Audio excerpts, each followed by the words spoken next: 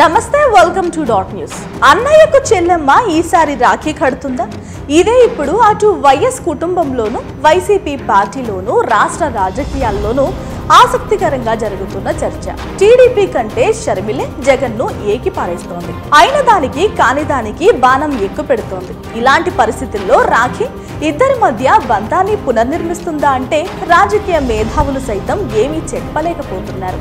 ఎందుకంటే ఇద్దరే. జగన్మోహన్ రెడ్డి మీద తీవ్ర స్థాయిలో విరుచుకుపడుతున్న ఆయన సొంత చెల్లెలు వైఎస్ షర్మిల ఇప్పుడు కాంగ్రెస్ పార్టీలో రాష్ట్ర సారథిగా ఉన్నారు. ఎన్నికల తర్వాత కూడా అధికారంలో ఉన్న చంద్రబాబు నాయుడు కంటే జగన్మోహన్ రెడ్డిని ఆమె ఎక్కువగా నిందిస్తూ ఉంటారు.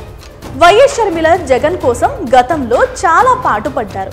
జగన్ జైల్లో ఉన్న సమయంలో పార్టీ సారథ్యాన్ని ఆమె స్వీకరించారు. పాదయాత్ర బాధ్యతను కూడా ఆమె నిర్వహించారు. 2019 ఎన్నికలకు ముందు వరకు ఇద్దరి మధ్య మంచి సంబంధాలు చాలా చక్కగా ఉన్నాయి.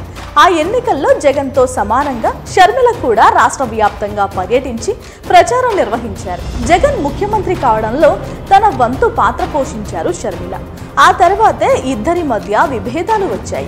షర్మిల తన కుటుంబానికి రాజకీయ పదవులు కోరినప్పుడు అభ్యంతర పెట్టానని, వ్యాపారాలు చేసుకుంటే సహకరిస్తానని చెప్పినట్లుగా జగన్ స్వయంగా వెల్లడించారు ఒక ఇంటర్వ్యూలో. అవినాష్ కుటుంబాన్ని ప్రోత్సహిస్తూ షర్మిలను మాత్రం దూరం పెట్టడమే ఈ పరిణామాలకు కారణమన్నది జగన్ కు తెలియనిది కాదు. కానీ అన్నా చెల్లి మధ్య పరిస్థితి చాలా దూరం వెళ్ళింది. పరిష్కరించడానికి వీలు కాని పరిస్థితులు ఏర్పడ్డాయని కుటుంబీకుల అభిప్రాయం. అయితే ఎవరేమనుకున్నా ఇద్దరిది రక్త సంబంధం. చెల్లి కోసం జగన్ ఓ మెట్టు దిగితే తప్పేమీ లేదని, అదేమంత అవమానము కాదని, అప్పుడు షర్మిల కూడా అన్న కోసం రాజకీయంగా అండగా నిలుస్తుందని చెప్పుకుంటున్నారు. Please subscribe dot news.